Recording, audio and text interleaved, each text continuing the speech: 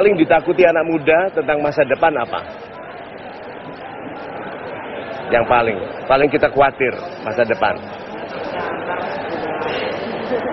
Depannya begini dulu nggak ada. Tuh, takutnya kita menua nggak jadi apa-apa, gitu? Padahal ingin berkeluarga. Ya, Mas namanya siapa? Sarpin. Mas Sarpin cakep orangnya. Sayang kalau nanti tidak punya anak, karena anak-anaknya mesti cakep-cakep, pinter-pinter, ya. Nah, anak-anaknya harus dibiayai toh nanti hidupnya. Nah, takutnya kan tidak bisa membiayai. Nah, setiap orang, Mas Sarpin, punya hak untuk berhasil. Punya hak untuk berhasil? Punya.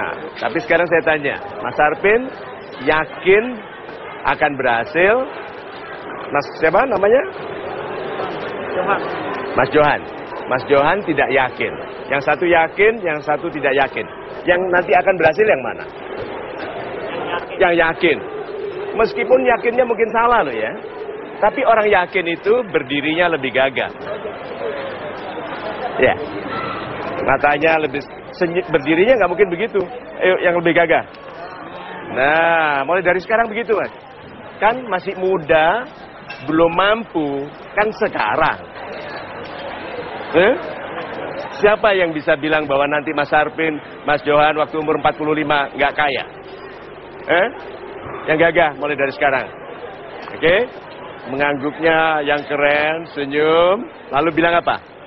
Semua yang aku lakukan ini sementara. Halo Pak Mario.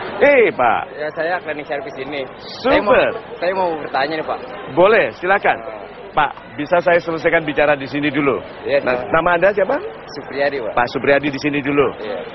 Good. Kalau menderita, kurang uang, bekerja, bilang apa? Ini sementara. Nanti. Anak muda selalu bilang nanti.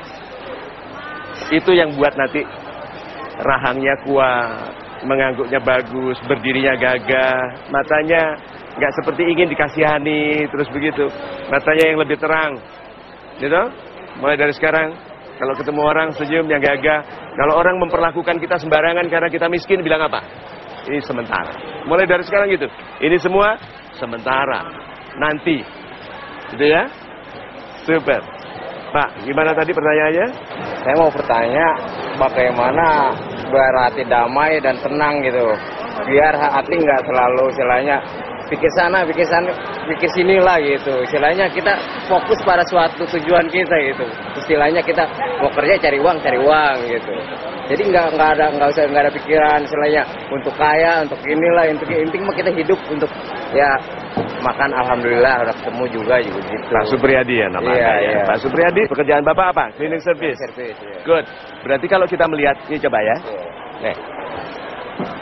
Bapak tahu sini. Oke, itu saya pegang ini. Kalau saya jadi bapak, waktu saya jalan ke sini, pertama kali yang saya lihat apa? Tugas saya membersihkan. Ada nggak yang harus dibersihkan nggak? Ada. Kalau bapak mau fokus ya udah sambil jalan sambil apa kabar begitu, lalu ini dorong ke situ, selesai senyum lagi. Nama saya Supriyadi, gitu Pak. Iya toh? Saya aslinya dari gitu. So, Pak, yang gembira. Hidup itu yang gembira. Kita mau jadi orang besar, mau kaya atau apapun, kalau perjalanannya gembira itu lebih baik. Satu, damai di sini. Sama teman-teman baik nggak? Waktu Bapak kerja nggak boleh mengeluh. Orang buang sampah kadang-kadang nggak ngerti, ya Bapak yang ramah. Gitu kan? Dah, kedua, jangan pura-pura soal kekayaan. Uang itu penting. Memang uang bukan sembarang, bukan segala sesuatu, tapi uang penting. Sekarang saya tanya, Bapak bisa kaya nggak dengan pegang sapu ini? Nggak bisa. Tapi alhamdulillah udah ketemu makan aja udah alhamdulillah. Bisa. Kalau Bapak kerjanya ikhlas, membersihkan ini untuk kebaikan banyak orang, Bapak bisa dapat uang itu dari mana saja. Kan Tuhan janjikan, orang baik itu rezekinya dari sudut-sudut yang tidak diduganya. Jadi tugas Bapak adalah sudah dikasih pekerjaan oleh Tuhan sebagai cleaning service. Kalau Tuhan kasih sesuatu itu yang terbaik, berarti Bapak syukuri. Memang sekarang mungkin tidak kelihatan masa depan yang baik itu dari pekerjaanku, tapi kalau aku kerjaku baik, rezekiku bisa di anak-anak. Ya, rezekinya Bapak dibuat sehat, Bapak namanya baik. Saya ngerti Pak, kadang-kadang nggak enak sendirian, kerjanya keras, kok seperti orang nggak tahu kita itu ada, kita kerja, padahal kita kerja untuk biayai kehidupan keluarga sama anak-anak. Kok ada orang hidupnya lebih enak ya, kok lebih gampang ya, kerjaannya enak, bersih, uangnya banyak, sedangkan saya orang buang sampah, saya cuma bersihkan, kadang-kadang sudah dibersihkan, dibuang lagi di situ. Pak, orang seperti itu, yang hatinya mau menangis, Bapak menahan menangis, itu disayangi. Itu wajah yang paling indah bagi Tuhan, adalah wajah seperti itu Pak. Orang seperti Bapak yang bertanya ke Tuhan, Tuhan, kalau ini memang pekerjaanku, dari sini aku memuliakan keluargaku, buat aku ikhlas. Ya, mudah-mudahan Bapak hari ini ikhlas. Jangan pura-pura soal kekayaan. Mulai dari sekarang kalau nggak boleh, jangan. Supaya gampang bagi Tuhan memperkaya kita. Kan kaya bukan hanya uang, tetapi kalau dikasih uang kan nggak apa-apa. Iya. Amin. Ya, nanti Bapak teruskan bekerja. Ingat kata-kata saya tadi, syukuri pekerjaan. Memang kelihatannya alatnya sederhana, squeegee ini, tetapi mudah-mudahan Tuhan memberikan banyak rezeki lain kepada Bapak ya. Terima kasih banyak Pak. Amin Bapak.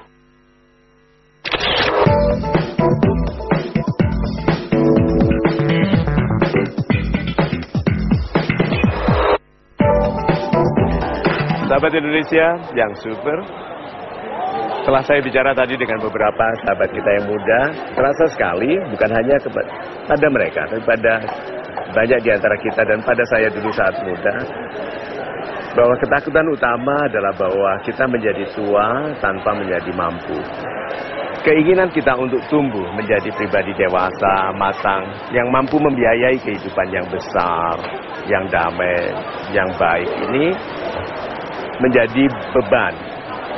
Tetapi yang sebetulnya menjadi berkah apabila kita melihatnya sebagai undangan untuk menjadi pribadi yang lebih hebat, lebih kuat, lebih tabah daripada kita sekarang. Nah, anak-anak muda yang meyakini bahwa dia akan jadi orang besar di masa depan, jauh lebih mudah berhasil daripada anak-anak muda yang meragukan haknya untuk berhasil di masa depan.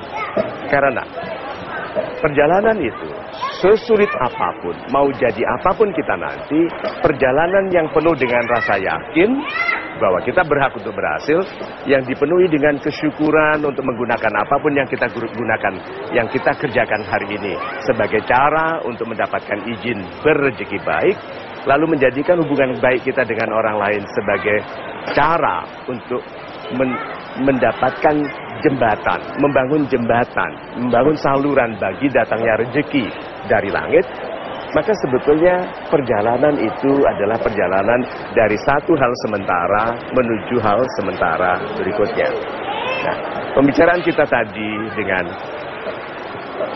sahabat kita yang bekerja membersihkan, menggunakan alat yang juga tidak terlalu mahal, pasti sulit merasa yakin bahwa kebaikan rezeki itu mudah dicapai dari pekerjaannya yang sederhana. Tetapi jangan kita batasi kemampuan Tuhan untuk mengkayakan kita, baik dari hal-hal yang non-finansial atau yang betul-betul uang. Karena uang itu penting, memang bukan segalanya, tetapi uang itu penting untuk membiayai kehidupan. Dan bahkan setelah kehidupan kita selesai di kehidupan ini, di dunia ini, yang kita tinggalkan dalam bentuk uang, harta yang bermanfaat, tetap mengirimkan kebaikan kepada kita di akhirat.